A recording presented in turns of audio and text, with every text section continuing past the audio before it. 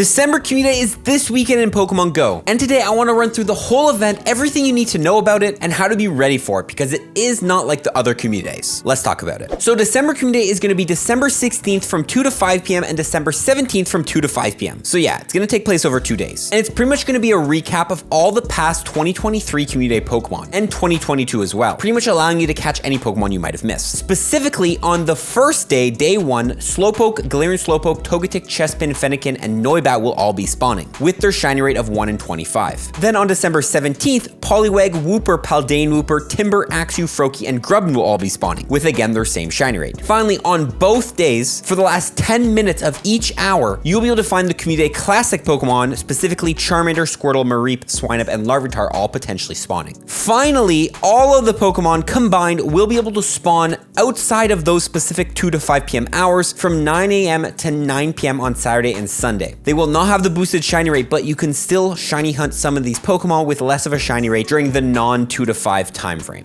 Now, it's not all about 2023. We also have 2022 Pokemon returning, specifically in both the 2-kilometer eggs and the 1-star raids. Sandshrew, Alolan Sandshrew, Alolan Geodude, Hoppip, Teddiursa, Galarian Zigzagoon, Spheal, Starly, Rock'n'Roll, Litwick, Dino, and Stuffle will all be appearing. These will not have a boosted 1 in 125 shiny rate, but I do believe they are slightly boosted, probably maybe 1 in 64 or 1 in 125. However, the spawns is not what we're all talking about, and that's because the exclusive moves are returning. Yes, all of the 2023 Community Day Pokemon, 2022 Community Day Pokemon, and Community Day Classics that happened this year can all get their legacy moves through evolution. I'm going to show some of these on screen here. I can't go through all of them, it's going to take forever, but pretty much any Pokemon that had a Community Day in the past years, you can evolve Fracture into Haxorus to get, Breaking Swipe, Delphox to get Blast Burn, Greninja to get Hydro Cannon. If you want to look back at 2023, Jumpluff can get Acrobatics, Chandelure can get Poltergeist, you can even get Ursaluna with high horsepower, which there will be a full moon actually during this event, which is great. But yeah, overall, if you missed any Community Day Pokemon, you can definitely go this. If you want to see this full list, I'll link this below as well, so if you're curious on a specific Pokemon. But again, anything that had a Community Day in 2022 or 2023, you're cooking, you're getting that legacy move. Do note, if you have the shadow version of a Pokemon and it knows the legacy move Frustration, and you're trying to get a legacy charged attack, Frustration actually blocks the teaching of that, and unfortunately we won't have a Team Rocket event to remove Frustration until then. So yeah, unfortunately, you're not in luck if you're trying to get, a Shadow Poly Toad with Ice Beam, and it knows Frustration, you can't really get that. It needs to not know Frustration. Finally, there'll be exclusive field research tasks that can get you encounters with any of the 2023 Community Day Pokemon. Specifically, it's just going to be catch 3 of any of the 2023 Community Day Pokemon for a potential 2023 Community Day Pokemon. And there'll also, of course, be time research tasks that can get you rewards such as King's Rocks, Magnetic Lures, and Pokemon encounters from 2022 or 2023. And the $1 Community Day Special Research, it's usually a 4-page research. This one's just going to be a huge mix of all of the 2023 Community Day Pokemon encounters. Oh, and finally, bonuses. We have 2 times catch XP, 2 times catch Stardust, half egg incubator distance, 2 times catch candy, 2 times chance of getting XL candy, 3-hour instances, 3-hour lure modules, 2 special trades each day for a max of 4 over the weekend, and trades will require 50% less Stardust.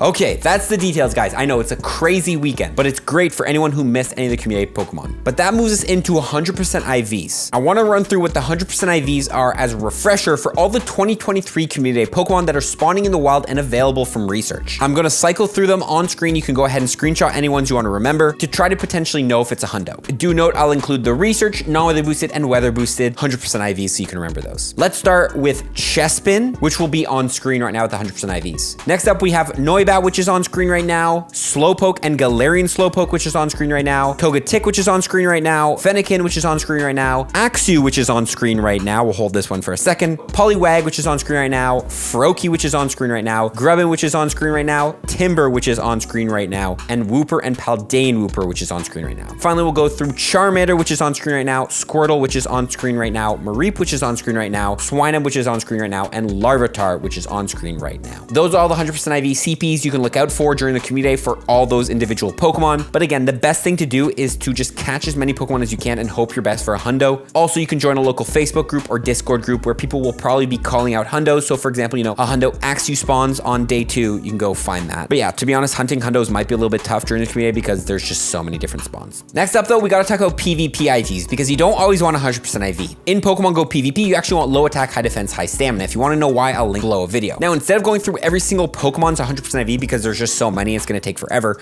I want to show you guys how you can find the rank 1 PvP IVs 4 different Pokemon. And that's gonna be with PvPIVs.com. I know, simple to remember. But let's say, for example, here, we are trying to get ourselves, or at least find out, what a rank 1 Poliwrath is for the Ultra League, because that Pokemon has a lot of play this season, and it's gonna be spawning during December Community Day. So what you can do here is you can search Poliwrath, choose the league. We're looking at Ultra League because it has some play there. And you can even bring it up from top 10 to, top 50, and it'll show us the best IVs. For example, the rank 1 Poliwrath for the Ultra League is gonna be a 0-14-14. I'll link this website below. You guys go ahead and check that out for any Pokemon that you want the rank 1s for, or at least know that. But what I recommend doing, because you can't always control what Pokemon you end up catching, is gonna be download an app like Pokegenie, which can instantly scan Pokemon on the day to find out what the best PvP IVs are. This is gonna be great because you're gonna be catching so many different IV'd Pokemon during the day, and it's kind of hard to hunt rank 1s, so just use Pokegenie and have it at your disposal. I also like to use this search thread right below, which is 0 to 1 attack and 3 to 4 defense, 3 to 4 HP, which allows you to quickly filter through some good potential PvP IV Pokemon. But the real question before you go through that is gonna be, what are gonna be the best Pokemon to actually get in Pokemon Go during this community day? There's so many different spawns. Which ones are meta relevant? Let's talk about it. Let's start with the 2023 community day Pokemon that are gonna be spawning in the wild and from field research during this event. Starting off with Slowpoke, which evolves into Slowbro, which does have a mega form in the game, so you can get a good IV of that. We then have Galarian Slowpoke, which evolves into Galarian Slowbro and Slowking, which are both good in some limited Great League metas. Togetic is in there, which evolves into Togekiss. Togekiss is gonna be good as a fairy type raid attacker and good in the Master League. Poliwag's in there, which evolves into Poliwrath, which does see a lot of play in the Ultra League this season and even good in the Great League, as well as Poliwag can go into Politoed. Politoed is going to be good in the Ultra League. Wooper's in there, which evolves into Quagsire. Quagsire does see some play in the Great League, as well as Paldean Wooper, which evolves into Clodsire, which does see a lot of play in the Great League. Timber's also in there, which evolves into Conkeldurr. Conkeldurr is a good fighting type raid attacker. Coming down to the end of it, Axew's in there, which evolves into Haxorus. Haxorus does see some play in the Master Premier League, as well as Froakie, which evolves into Greninja, which this season has seen a lot of play in the Great League and the Ultra League with Hydro Cannon and Water Shuriken. Finally, Grubbin's in there, which evolves into Chargabug. Chargabug is pretty good in the Great League, can be a huge core breaker. For Community Day Classic Pokemon, which are going to be spawning on both days, Charmander's in there, which evolves into Charizard. Charizard, of course, does have a Mega Form in the game right now, and is also good in the Great League and the Ultra League. Squirtle's in there, which evolves into Blastoise. Blastoise does have a Mega Form if you need a good IV of that. Mareep's in there, which evolves into Ampharos. Ampharos does have a Mega Form in the game right now, and also does see some play in the Ultra League. Swinub's in there, which evolves into Mamoswine, one of the best ice and ground type raid attackers in the game, especially in its shadow form. Finally, Larvitar's in there, which evolves into Tyranitar. Tyranitar is a good rock type, dark type raid attacker, and of course does have the Mega Form. Okay, so those are all the 2023 Community Day Pokemon, but now let's run through all the 2022 Community Pokemon, which are available in 2km eggs and 1-star raids, and are any of them going to be worth going after? Starting with Alolan Sandshrew, evolving into Alolan Sandslash, a good Pokemon for the Great League and the Ultra League. Galarian Zigzagoon's in there, which evolves into Obstagoon, a good Pokemon for the Great League and the Ultra League, as well as Spheal, which evolves into Walrein, a good Pokemon for the Great League and the Ultra League. Starly's also in there, which this season evolving into Staraptor. Staraptor does see some play in the Ultra League, and Litwick's in there, which evolves into Chandelure. Chandelure is a good fire type raid attacker and also a good ghost type raid attacker. Dino's in there, which evolves into Hydreigon. Hydreigon is a good dark type raid attacker. So yeah, that does it about it for all the meta relevant Pokemon you can get from the wild or raids or eggs during this. And remember, most of these Pokemon do need their legacy moves, so make sure you do evolve them before 9 p.m. on Sunday, all the way up into their final stages to get legacy moves, because about 80% of them need their legacy moves to actually have the meta relevance that I talked about. And at the end of the day, if it does need the move, you might as well evolve it and then you can remove the move later. Now, to actually use these Pokemon, you do need candy, so let's run through the Pokédex candy tips right now. First of all, using Pineapple Berries during the Community Day, regular Pineapple Berries will multiply your catch candy by 2, and Silvers by 2.34. Now the big one, Mega Pokemon. If you don't know when you Mega Evolve a Pokemon, any Pokemon you catch that shares a type with the Mega, you'll get more XL candy, regular candy, and XP for catching Pokemon of that type. Let's go through for each day what is the best Pokemon to Mega Evolve. Now, as far as day 1 goes, looking at all the spawns in the wild, the best ones are going to be to have XL candy fours are probably going to be Slowpoke and Togetic, since Slowpoke for the Mega and Togekiss for the Master League. So I would recommend Mega Evolving a Mega Rayquaza, as that is going to get you Mega Boost for both Psychic type Pokemon and Flying type Pokemon. Then when it comes to day 2, it's going to be a harder choice. Timber's going to be in there, which is going to be a fighting type, so you probably want to Mega Evolve something like a Mega Lopunny if you want candies for that. But there's also Pokemon like Axew, Froakie, and Poliwag in there, which you could use XL candies for as well. Axew's a dragon type, so Mega Evolving something like a Mega Charizard X, a Mega Rayquaza, a Mega Sceptile, all those Pokemon work. But if you're going after Froakie and Poliwag for candies, Mega Evolve a water type, something like a Primal Kyogre, Mega Gyarados will be the best. Overall, it's really going to depend on on what Pokemon you want XL candies for. So you're gonna have to make that decision for yourself and Mega Evolve accordingly in that direction. But what you're not gonna have to make a decision about is gonna be trading, because right now it's the season of timeless travel, so which means every time you trade away a Pokemon, you're gonna get a guaranteed XL candy. So if there's any Pokemon that you really need XL candies for from these past community days, and you catch a bunch of them during the day, trade them away. Every time you trade away an Axew, you're getting an Axew XL candy, which can be great to grind XL candies. We also do have 2 special trades, so make sure each day you do those 2 special trades. Even if it's not a lucky trade, you can still go ahead and,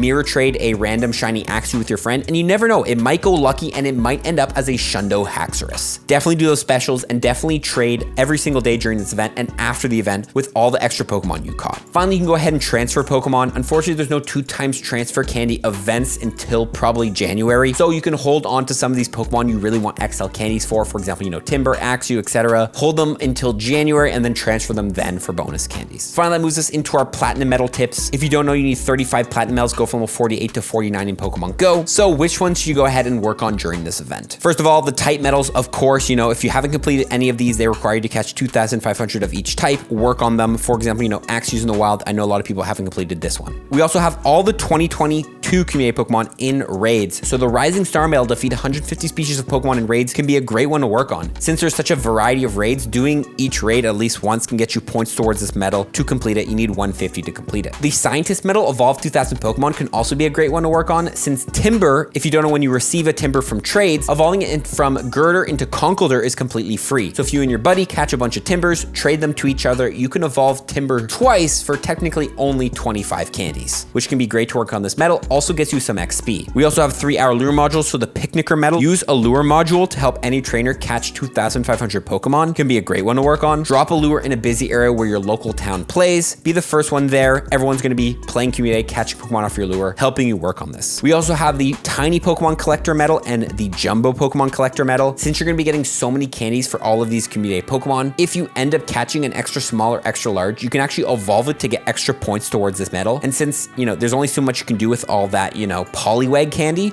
you might as well evolve it to get points towards this medal. Finally, we do have showcases during the event. So the Showcase Star medal, win 100 Pokestop showcases, can be a great one to work on. As always, I recommend dropping in showcases outside the city or, less busy areas if you can, because you'll have a higher chance of winning because, of course, there's just going to be less competition. It's simple math. And there it is, guys. That is Community Day 2023 recap. Let me know if you're going to be playing this. Let me know what Pokemon you're going to be going after and what Mega you'll be Mega Evolving. Overall, this is a great Community Day for anyone who missed 2023. Personally, I played every single Community Day this year, so it's not as exciting for me, but I know it's exciting for some of you guys. So good luck and follow for more tips. Peace.